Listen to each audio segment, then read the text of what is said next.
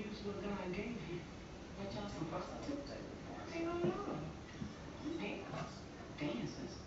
Where y'all dance at? That's one thing. Place for Spotlight. I've always been away from the spotlight.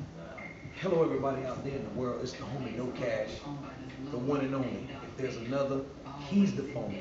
Because you already know me, and you know my spirit. And I'm going to be honest with you, I never, ever had to sleep in a homeless shelter. Except for the first time when y'all know that I went homeless with Mr. Brian Braddock back when we went homeless in Augusta. And that was just for a social experiment.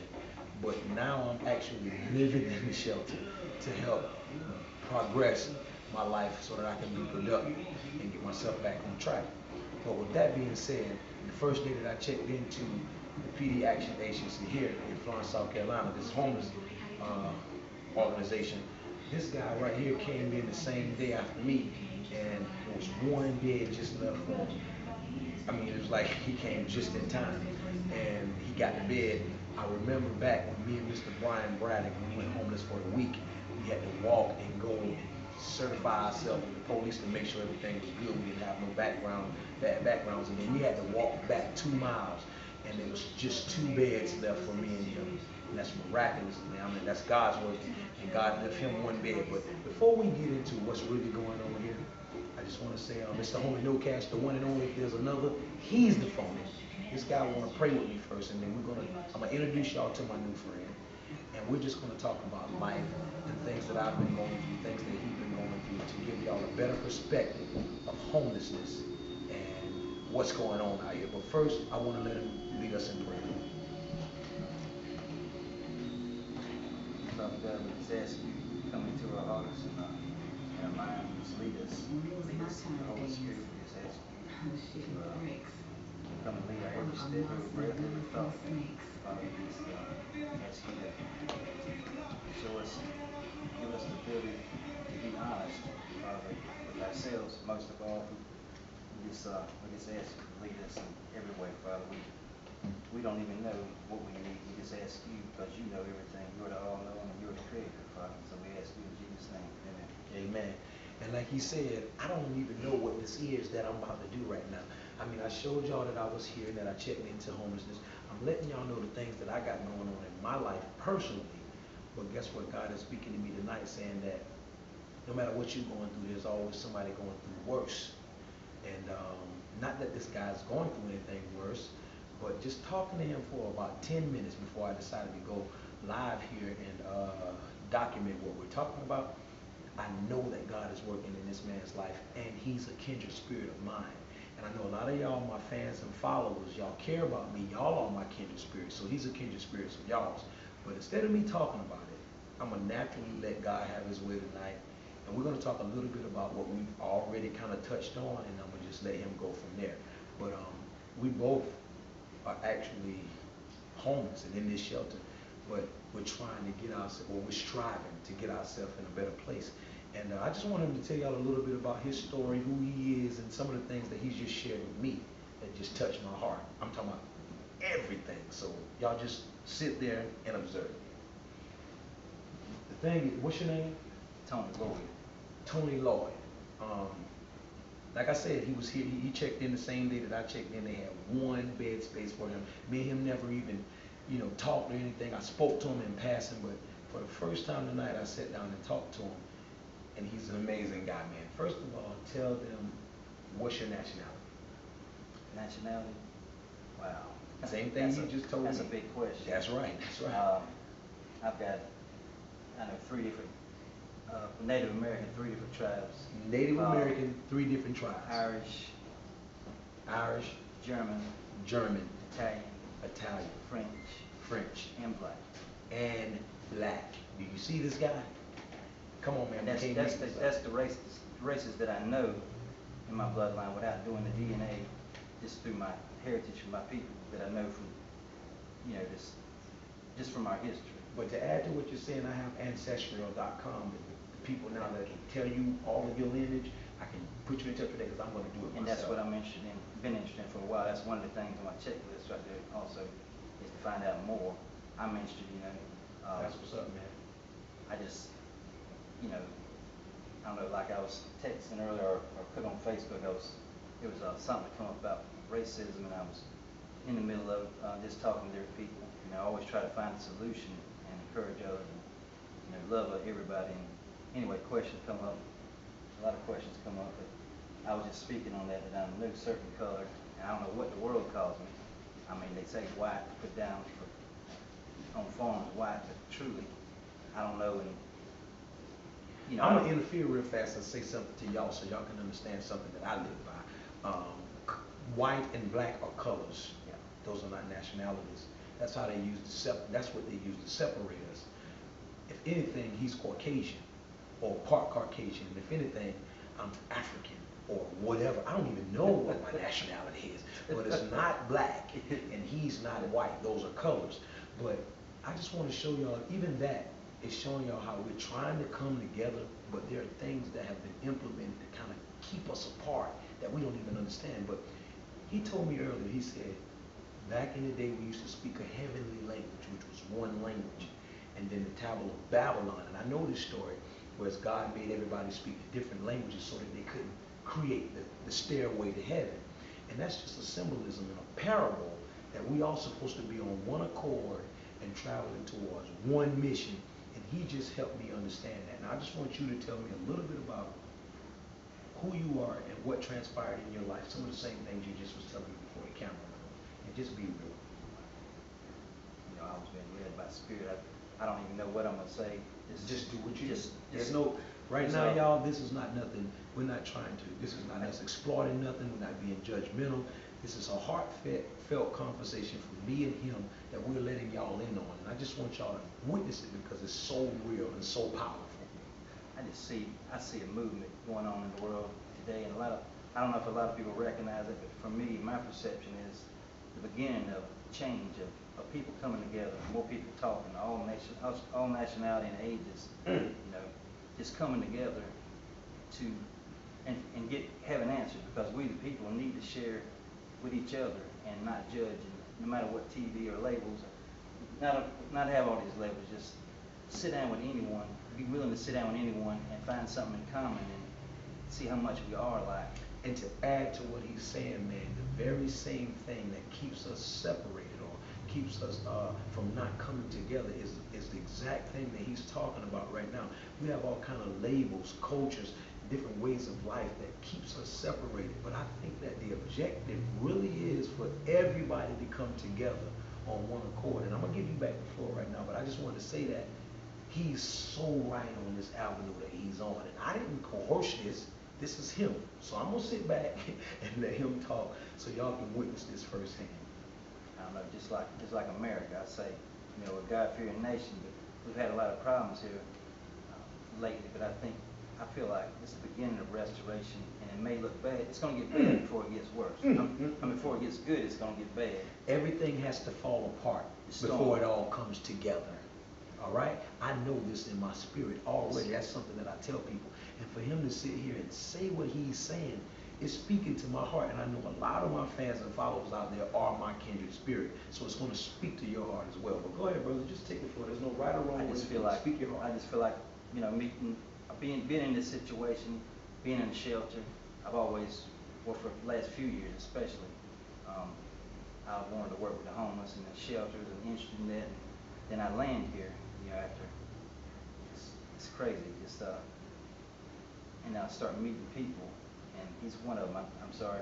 I'm kNOW, but tell them the kind of people that write songs, that write books. Look here, I shared with him. He told me this before I showed him this. Lydia Sanders, y'all know Miss Lydia. Shouts out to Miss Lydia from Ohio. She's out here helping me. She's my personal assistant. She built my website. I only met this lady once in my life, and she's my big support system. She's an author. I'm a songwriter. This guy just shared with me that God has been placing artists and songwriters and authors in his life for a purpose. But I'm gonna let him tell you about it. I've noticed in the last 2 years, about 2.5, 3 years, I've been writing. I didn't know I could write. My father was a songwriter and poet, but he never did what he wanted to with the music novel. I didn't know I had that in me. It started coming out of me when I got clean and sober. So I was out there on drugs for So years. you're recovering addict? Recovering addict, yeah. For how long? For 28 years. You're recovering for 28? No, I was out there For 28. 28 Okay, years. and you're recovering. From 14 to 42 years old. And started getting clean, and then started writing things down and journaling things, and all of a sudden these words started flowing out of me, you know, poems, songs. I was not even able to write before that. Dyslexic. Had to learn how to read. I learned how to read in jail. Going to jail and getting clean here and there. Another thing, y'all, reading the word of God. shared that with me about him going through jail and wanting to help with people. Listen, that's my calling.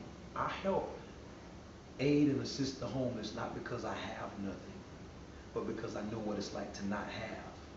And once I experienced what it was like to not have, I could not turn a deaf ear on not helping the people who are less fortunate and homeless. So y'all know me, I took that on as a personal responsibility.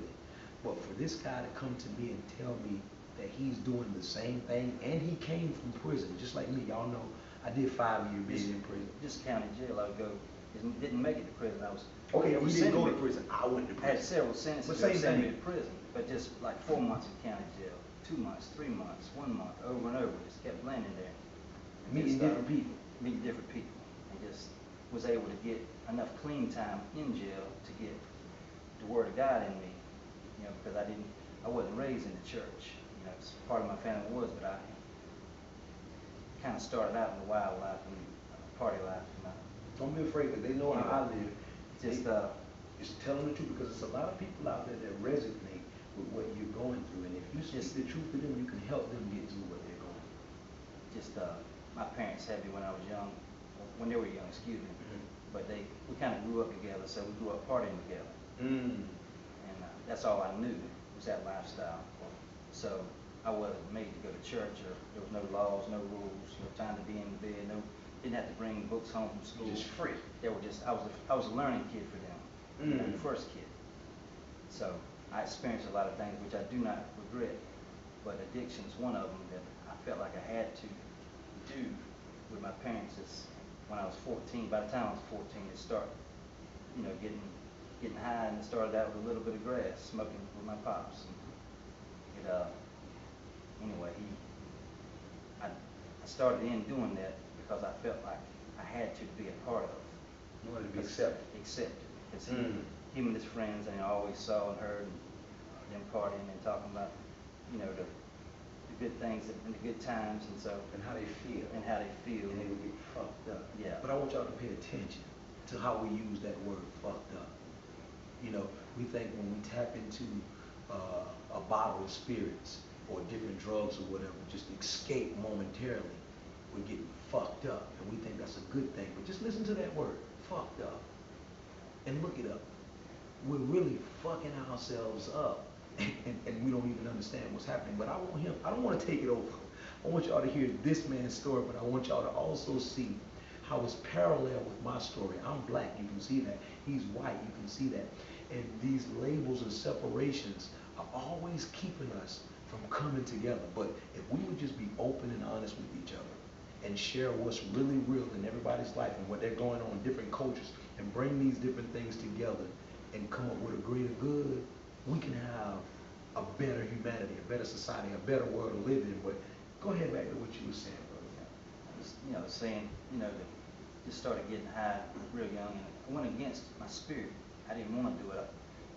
It started out when I was about 10 years old. I started, you know, slinging marijuana a little bit here and there because my father wasn't home a lot. He was on the road, and I would try to cut grass to start with, about 10 years old, and he didn't want me cutting grass. I didn't know until years later because he was worried about me physically getting harmed because he had seen something happen to his cousin, get the eye knocked out.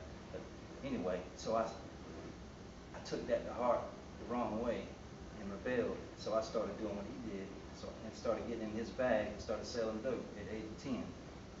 Started selling marijuana, and went on and progressed to, you know, eventually drinking a little bit here and there. Just started getting worse. It started, the drinking allowed me to go to something deeper and want something more, want something else with it. It opened more doors when I started drinking. Just That's kind of how it happens majority of the time. One thing leads to another. The things I said I would never do, I ended up doing. Long story short, I said I'd never do cocaine. Said I'd never use intravenous drugs. Ended up being a heroin addict. Ended up being hooked on pharmaceutical pills, pain medicine, and opiates, also benzos for years.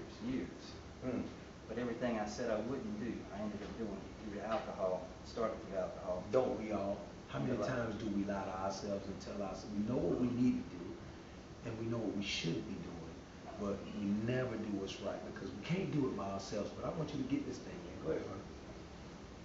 Anyway, I just trying to see where I was with it. You was you was telling everybody about the drugs that you was using and the things that you were on.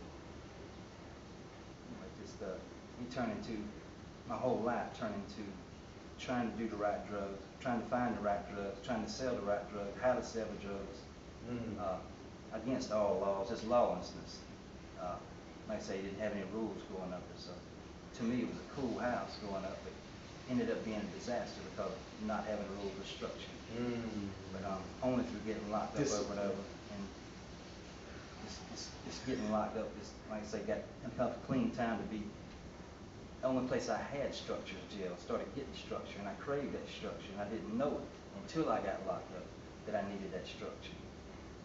And then I had to get locked up over and over just to realize that I need and crave and didn't want to. When I get in there, I didn't want to get out. As crazy as that sounds. In jail? In jail. You didn't want to get out? Didn't want to get out because I needed it and I didn't trust myself. That's institutional. And it was not a long time to get like that. It didn't take, and like I said, I only did a few months in county, like a year altogether in county. So you got kind of, would it say, But I didn't trust. say you got comfortable? I didn't trust myself. I got comfortable with I got a freedom inside jail.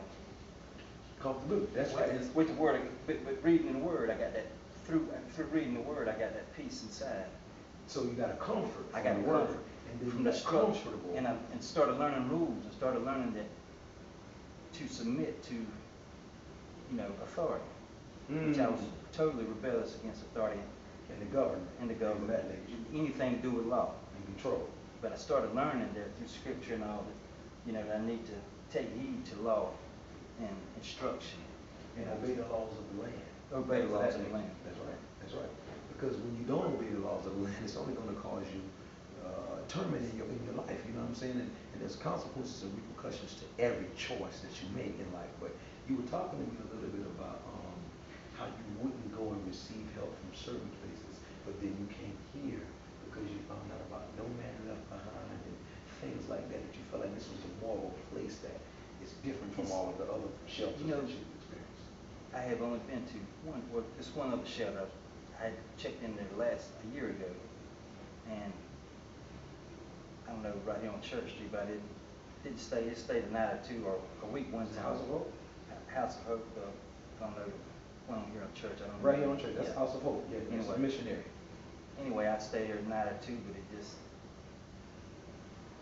I don't know. I don't even know where I'm going with this.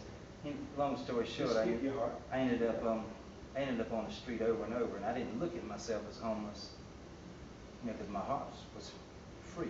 Your perception. But I see more and more people that's homeless out here, and I'm like, you know what? I want to do something. I started thinking, I want to do something to help the homeless, and I want to work with a shelter, some type of homeless shelter somewhere. Not to cut him off, but I want to share something with you all to help y'all understand me, because I see a lot of the comments. People be saying, is he homeless? Y'all might see these LeBrons, or y'all may see me with a shirt on, or with these dreads, or, actually driving a car or something. And a lot of y'all didn't understand how you can see me like this and me saying that I'm homeless, because you think that homelessness is a look. And this guy sitting here telling you, as a white guy, going through homelessness, he didn't even want to accept himself as homeless. Did you see that? I just want to show y'all how we all are messed up when it comes to perceiving what's really going on with this homelessness. And once I realized how messed up my focuses was about homelessness, and even I myself, when I came home from prison about 5 years or something ago, I didn't even want to accept the fact that I was homeless. And my good brother Brian Braddock, he pointed it out to me that You know, it's so hard for me to get my community and my people to understand that I was homeless, and here's the reason why. I wasn't homeless as in roaming the streets and begging people for money. But I need for y'all to understand that there's different levels of homelessness. At the lowest level, yes, you do have people out sleeping on the street with no place to go. They don't know where their food is coming from. They don't know where their next meal is coming from. They don't know where their no shelter is. They're just out there. That's the lowest level. But you have different levels of it. And what we have these days is called the new face of homelessness, where you have people who are actually working a job, and they're not getting paid enough money to even take on the responsibility of a home and rent and bills. And so these people are homeless. You have people like me and him now who are in shelters trying to make the proper transitions to help get themselves back on their feet. So all of that is homelessness. I need for y'all to understand that you can't look at a person and tell that they're homeless. When I went homeless with Brian Braddock out for a week, we met a homeless person with a Cadillac that was begging for money so he can get gas. He was sleeping in his Cadillac. And a lot of times, you know, what Brian made clear to me is that I found it hard trying to convince people that I was homeless after I really accept the fact that I was and wanted to be open and honest and transparent with not just my community, but with my community here on YouTube. It was hard for people to even believe that I was homeless. And I'm like, wow. But watch this. This guy's sitting here telling you that he wouldn't even accept that he was homeless. But I'm going to stop talking and get back to it because y'all need to understand what's happening right here. Yeah, I have been actually homeless for many years and didn't see it that way, from pillar to post, especially in my active Stand with this one, that one. in active addiction. And the reality was, when I got sober, that I was homeless many years back and forth. But when I got sober, I become homeless. And, you know, I had places to go, but it's the old nature and the old people. And I couldn't stay there, so I chose to venture out. And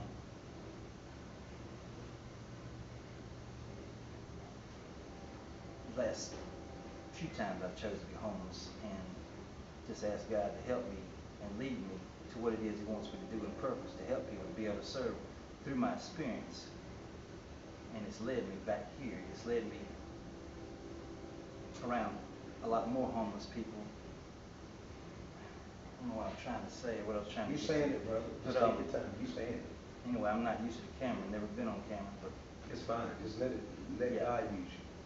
just what I was saying is, many times in the last 3 years that I've been sober, I have chose to be homeless because I know people and I'm from this community, but it's still an active addiction, so I have to put my recovery first. And I know God will provide the way or purpose no matter what I go through. So I choose to talk to people on the street and identify with people on the street because I've always been from the street. So it's something embedded in me, and God put that there, I feel like, for me to do purpose, all this, you know, from the drugs to everything, the beginning and through the streets and the meeting, homelessness, the whole thing. He put that there for purpose, to come and work with people from my experience and the drugs and recovery and homelessness. Now, with that being said, in a nutshell. y'all, I've never ever slept in a homeless shelter up until the time that me and Brian went homeless for a week in Augusta, Georgia. I came back home not understanding and even realizing that I myself would be faced with a predicament and a situation that I had to check into a shelter right now live talking to you all where I'm living at for the next 3 months. And I've never done this in my life. And so what I'm trying to get my fans and followers to realize and understand is that you too could be one paycheck away from homelessness. Not just homelessness, even our lives are so much similar and parallel in so many different ways. You know, it's one decision leads to the next. You know, I went to prison. Without that prison bed and losing my grandmother and my grandfather while I was away on that bed and being released back out into society with no help and no assistance, that's what caused me to be homeless myself, but still not being with the mental capacity enough to accept the fact that I was homeless. But here's what Brian Braddock told me.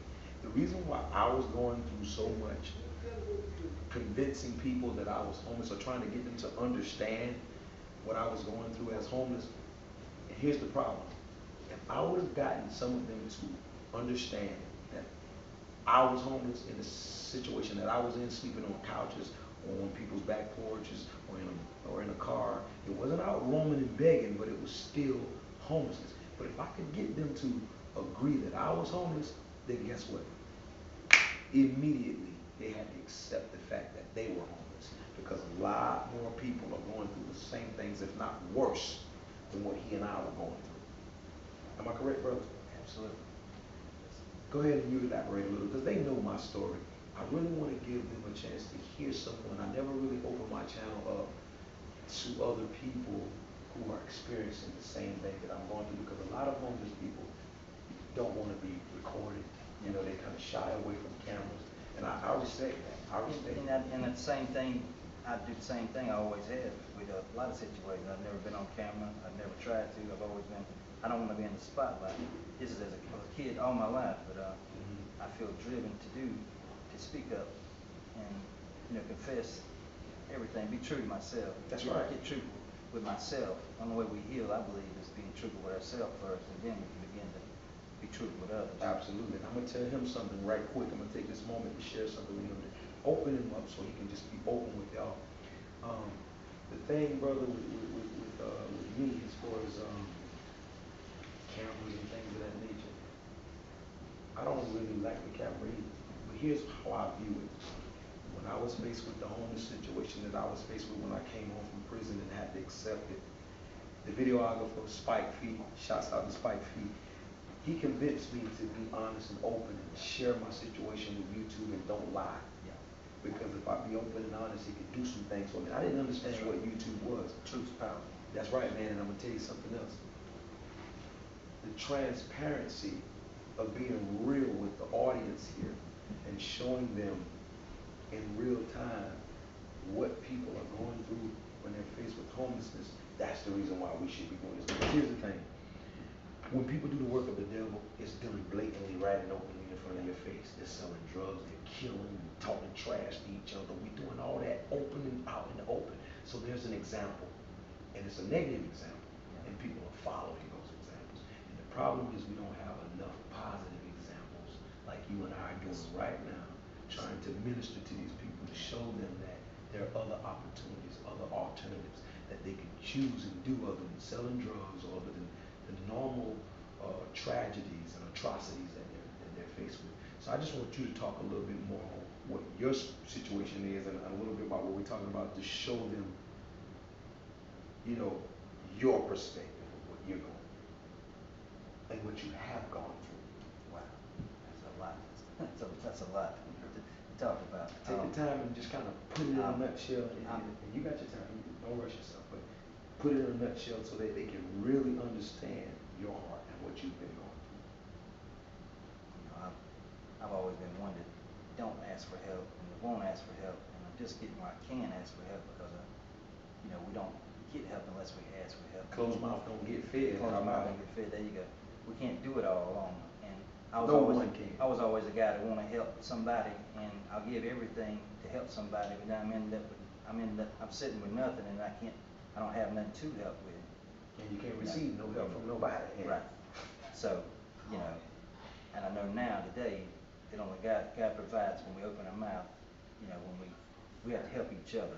We have to, we have to mingle with each other to get help. Like I say, even on the streets and walking the streets and all, I didn't see myself as homeless. I saw myself as, I'm going to help somebody. And that's what occupied my mind and my time while I was out on the streets.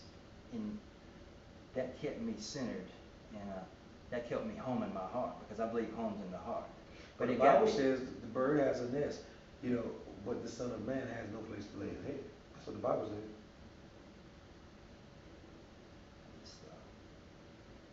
That gets deep.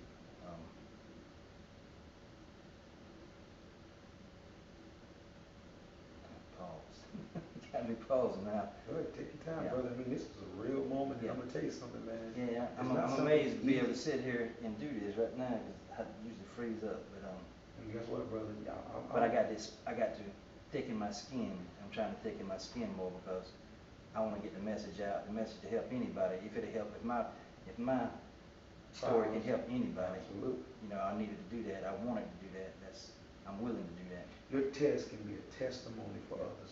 Your mess can be a message to others, and that's just exactly what I've been doing with my whole platform. And I feel like your story is such a peculiar one because I only talked to you one time tonight, this heartfelt stuff before the camera was on, and man, you resonated well with my spirit. I know you are a kindred spirit of mine, and a lot of times, you know, we sit back and we prejudge things. You know, I would look at you and I say, he's a white guy, Yeah. and you know, what do we understand about me, or blah blah blah. Yeah. But we never know, and it's sort of like the community do to the homeless. They sit back and they say, he can do this, or they prejudge him, Yeah. instead of meeting them where they are and getting an understanding to see what they can do to help. And I believe that every situation is God allowed, and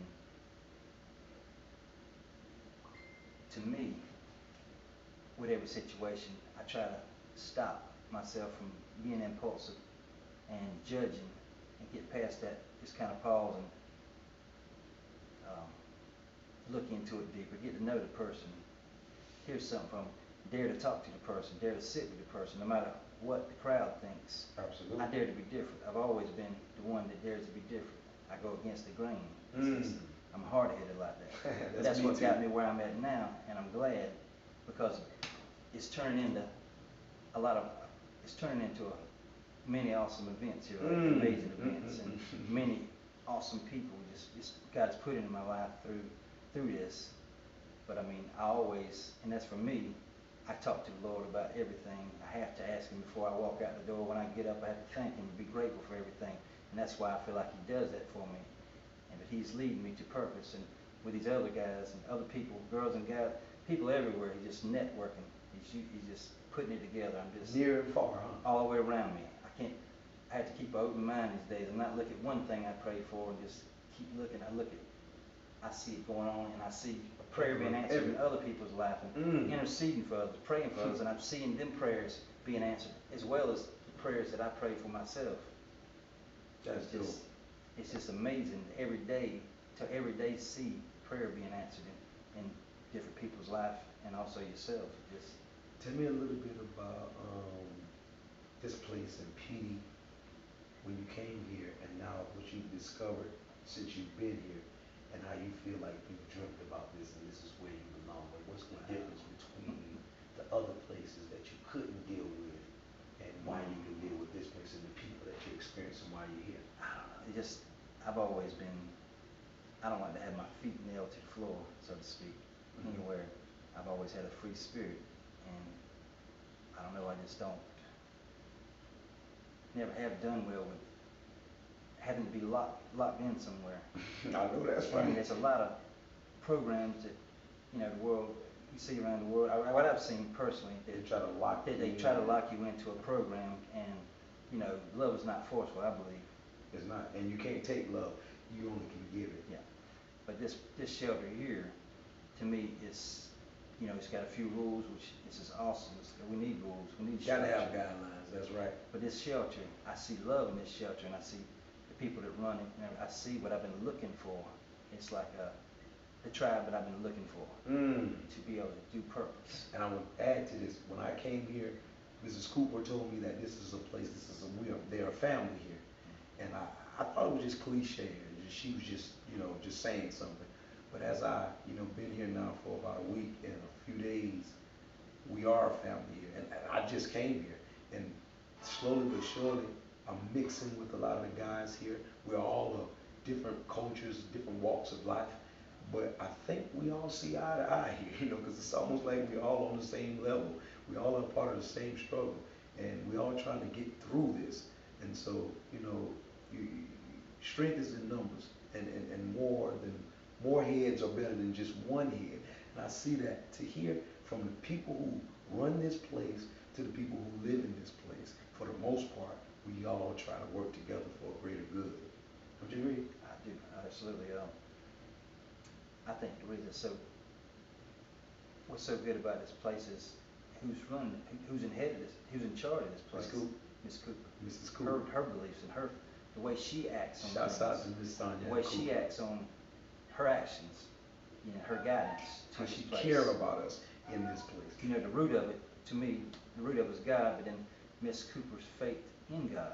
And is what I'm allowing saying. God to use her. And Use she her and to yielded be an to God. example and put the structure in this place to be an example for the people that come here.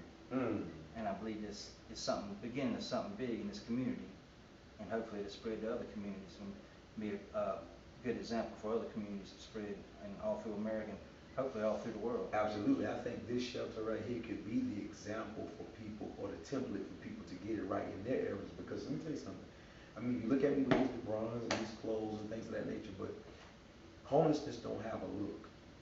You know, you have people who actually have, like I said earlier, a car and they're homeless. You have people who don't look like what they're going through, but they're going through some things, man. And I just want us to understand on this channel why I be so open and transparent, and I ask him to come on and share with y'all, and I'm going to continue to introduce other people in front of y'all that are going through this struggle, and actually people who came out of this struggle, so that y'all can see that there's all different type of people, all different cultures, all different walks of life that's been faced with these type of struggles, man. And until we all come together collectively with each other's best interests at heart, we won't get any answers. But one thing I can say that I've discovered since I've been going through this homelessness, and since I've been checking into shelters and going through things like what I've been going through lately, in the homeless world, they don't really have racism. It's like different walks and different cultures, they're struggling, and they understand that they need each other. And it's like not a barter system. You give me and I give you. It's so we help each other because we know that we all are going through something. And it's people from all different walks of life. I've been in Maryland, homeless. I've been in Charlotte, homeless. I've been here in South Carolina, of course, for a week with Mr. Brian Braddock out in Augusta. And everywhere I go, man, I see a unity of people that understands the struggle that they all are going through, and they know that they are each other's strength. Have you witnessed that yourself? I have for many years, and off and on, but now more so is even eating over here at the Manor House over here going, you know, some people say this is a bad part of town. Well, it is. I'm gonna be honest with you. And it may be, but it's what you make. It's the way, to me, it's the way you carry yourself. That's it's right. the way you speak to people. It's the way people you you entertain. encourage people. That's right. It's you know, just speaking life. I try to speak life, and I get good results, so I stick with it. But just stripping people away, just like jail. You know, you strip a man away from, you take all his possessions away, basically. Everything he and then he's desired. able to see a little clearer. I feel like I was. I did. You know. I did. And the same thing with homelessness to me, but not in jail, but out here. Mm-hmm. The same thing, the same concept to me. You know, That's right. This is the closest thing to jail to me is the homelessness. As far as Because when you're in jail, as far as the humility and the, you know, taking the possessions away, to take our eyes, you know, to get our minds clear when you don't, you know, when no possessions to be tying us down. To, you know, just open the spirituality because we're coming together with other